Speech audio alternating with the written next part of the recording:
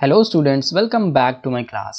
आज की क्लास में हम लोग बहुत ही इंपॉर्टेंट क्वेश्चन को सॉल्व करने वाले हैं। एक प्रूविंग है जो कि है प्रूव रूट टू को हमें इरेशनल नंबर प्रूव करना है। और ये आप मान करके चलो 95% 90 से 95% क्वेश्चन आता ही आता है हर बार एग्जाम्स में। ठीक है, हाई स्कूल के बोर्ड एग्जाम्स में, इधर इट इज सीबीएसई और यूपी। ठीक है, दोनों ही बोर्ड्स में पूछा जाता है।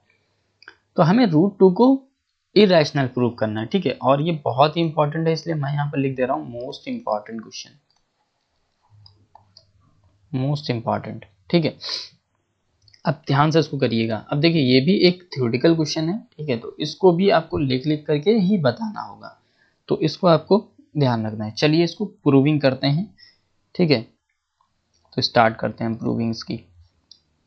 देखिए, रूट टू क्या है, इरेशनल हमें प्रूव करना है। हम करते क्या है, इसका ऑपोजिट मान करके चलते हैं कि रूट टू इरेशनल नहीं रैशनल नंबर है। ठीक है, ये हम जब मान करके चलते हैं फिर लास्ट में हम उसका कॉन्ट्राडिक्शन दिखा देते हैं। इसका यही तरीका है प्रूव करने का। ठीक है, अब देखिए क्या करना है, मैं यहाँ पर लिख रहा हूँ, आप भी साथ साथ चाहो तो लिख सकते हो या वीडियो को देखने के बाद फिर लिख सकते हो। ठीक है, देखिए क्या होगा, अस लेट अस अज्यूम।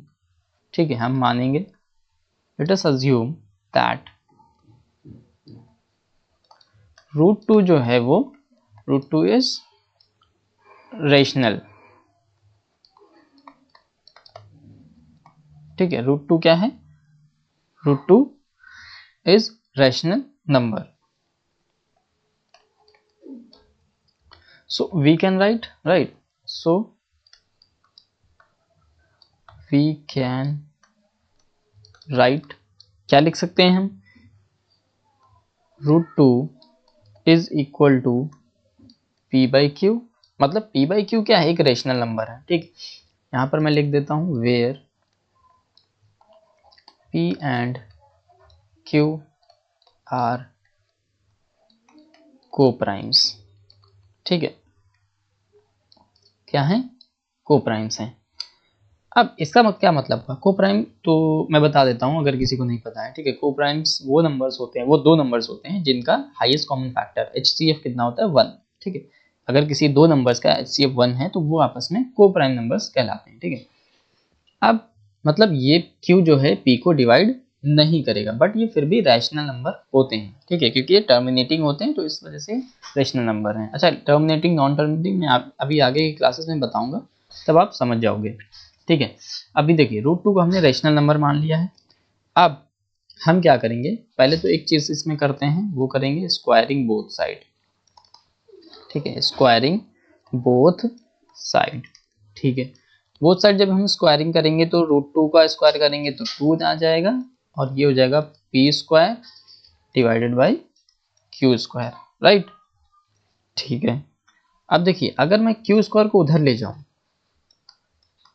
तो क्या होगा, P square upon Q square, sorry P square upon 2। Right, अब आप ध्यान से देखो तो पी स्क्वायर को जो है वो 2 डिवाइड कर रहा है, और 2 क्या है, अदर देन 1 है, मतलब ऑब्वियसली इसका कॉमन फैक्टर 1 आएगा।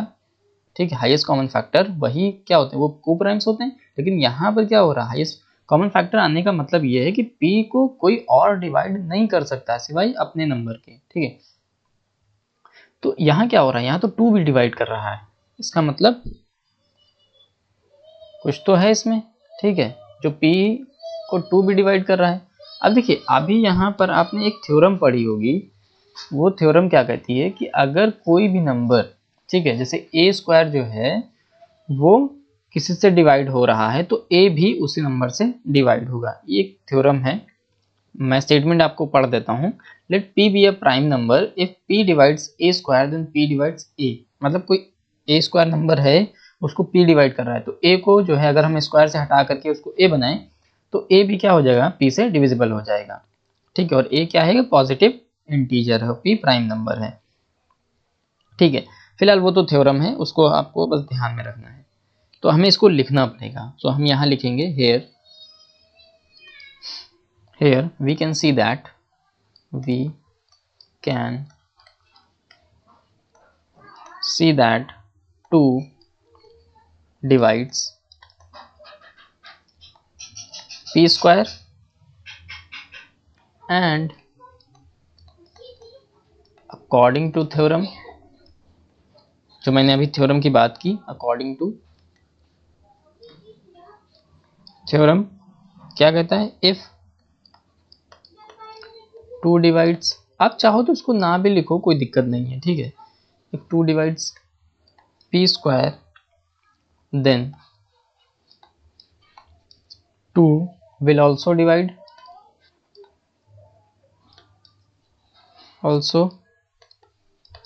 divide p, right? So 2 is the another factor of p. Okay just a second, इसको थोड़ा सा सही से लिख दूं मैं।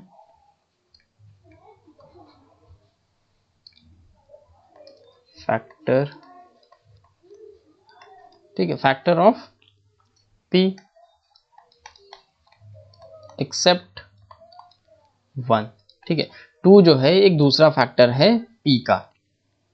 अब देखिए यहाँ पर अगर आप ये सब ना लिखें तो भी कोई दिक्कत नहीं है, आप वो एग्जामिनर समझ जाएगा कि हाँ जो है ये 2 इसको डिवाइड कर रहा है, बट आप लिख दोगे तो ज़्यादा बेहतर रहेगा अकॉर्डिंग टू मी, ठीक है।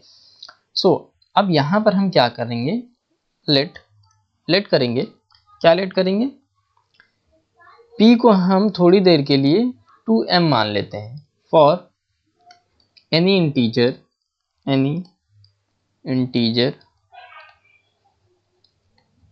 m, ठीक है। m के किसी इंटीजर के लिए हम थोड़ी देर के लिए p को 2m मान लेते हैं। अब क्या कर सकते हैं यहाँ से, देखो यहाँ से अगर हम m की वैल्यू निकालें, ठीक है, m की वैल्यू निकालें या ना भी निकालें, m की वैल्यू की ज़रूरत नहीं पड़ेगी, लेट से इसको हम फर्स्ट बोल देते हैं, ठीक है, और इसको फर्स्ट इक्वेशन बनानी पड़ेगी। फर्स्ट इक्वेशन बनाने के बाद अब हम करेंगे क्या, पुट करेंगे,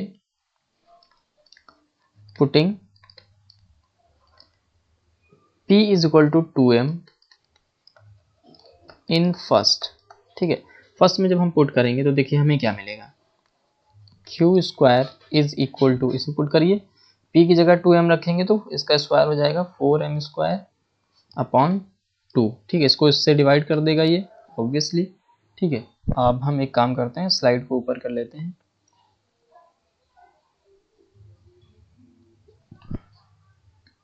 तो अब देखिए q स्क्वायर हमें क्या मिला, 2m स्क्वायर, ठीक है। अच्छा अगर हम यहाँ से m स्क्वायर की वैल्यू निकालें तो क्या हो जाएगा, q square upon 2 is equal to m square, right. अब फिर से वही चीज आ गई, q स्क्वायर को अगर 2 डिवाइड कर रहा है तो q को भी 2 डिवाइड करेगा, राइट। तो आप लिख सकते हो यहाँ पर, here q square is divisible by 2, that means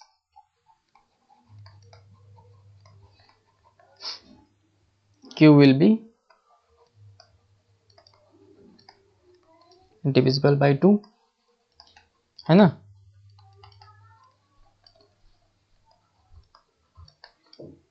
to से डिविजिबल हो जाएगा सिंस, अब आप देखो अगर ध्यान से तो पहले वाले में हमने क्या किया था कि p 2 से डिवाइड हो रहा था, यहाँ q भी 2 से डिवाइड हो गया, ये हमें प्रूव कर दिया है।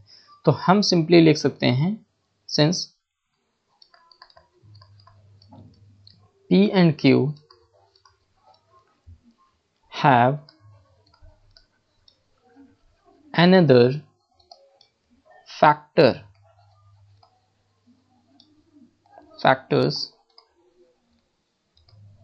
other than 1, right, that means our assumption was wrong, that means our assumption जो हमने माना था, क्या माना था कि p बाय जो रूट 2 होगा वो रेशनल है, वो क्या हो गया, is wrong, assumption was actually okay, assumption was wrong। तो अगर wrong था तो हम क्या लिखेंगे यहाँ पर, therefore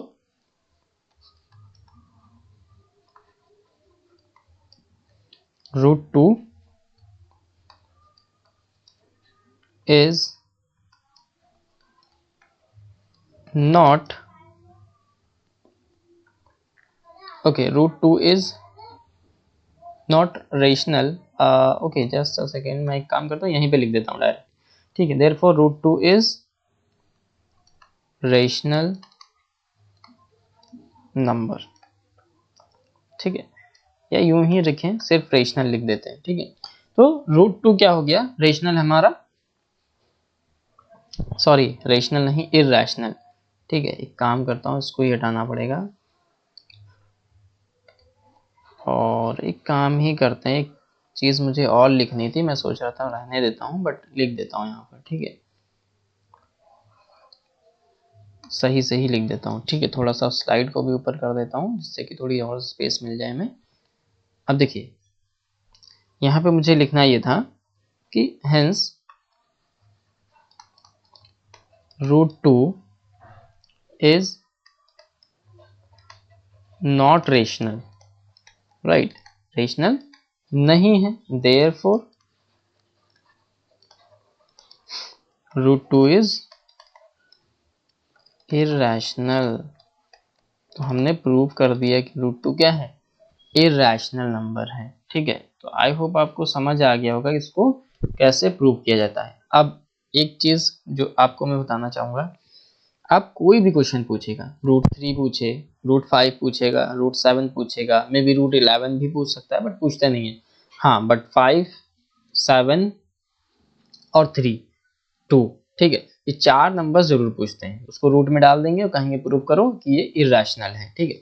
तो वो चाहे √2 हो, चाहे √3 हो, चाहे √4 हो, सॉरी √5 हो, चाहे √7 हो, सबके लिए सेम प्रोसेस है। यहाँ मैंने √2 लिखा हुआ है, ठीक है, 2 की जगह आप बदल दीजिए, √3 पूछा है, 2 की जगह 3 कर दीजिए, एज इट इज छाप दीजिए, 5 पूछा है, 5 डाल दीजिए, 7 पूछा है, 7 डाल दीजिए, कोई भी चेंजेस नहीं करने, बस एक दो बार इसकी आप प्रैक्टिस कर लो, लिख करके आपको याद हो जाएगा। आप और ये इंश्योर करो कि इसको आपको प्रैक्टिस करनी ही करनी है, क्योंकि ये पूछा ही जाता है ऑलमोस्ट हर बार, यूपी के बोर्ड में या सीबीएसई के बोर्ड में ये क्वेश्चन आता ही आता है, ठीक है। तो और इस तरह के सिमिलर क्वेश्चंस भी आते हैं जो कि इतना लंबा उनका प्रूफ नहीं होता है, ठीक है, तो वो मैं आगे की वीडियोस में अपने लेकर के आऊँगा, ठीक है। तो फिलहाल इस वीडियो में इतना ही, तब तक के लिए आप लोग प्रैक्टिस करते रहिए, ठीक है। एग्ज़ाम्स आने वाले हैं, बोर्ड एग्ज़ाम्स 2 महीने 3 महीने बचे हैं, तो फिलहाल इस वीडियो में इतना ही, हम आपसे फिर मिलेंगे अपनी नेक्स्ट वीडियो में, तब तक के लिए keep learning and keep growing, till then good bye.